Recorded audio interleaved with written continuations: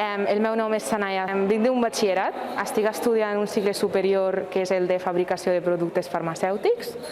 i vinc des de Lleida per estudiar aquest cicle aquí a Barcelona perquè li veig molt futur, ja que la indústria farmacèutica és molt important, sobretot amb aquesta situació que estem vivint actualment. I res, estic fent el primer any, estic bastant contenta perquè m'agraden molt les matèries, sobretot biotecnologia, m'encanta, i també el tema de tocar al laboratori. Per això he escollit un cicle, perquè són només 2 anys, en 2 anys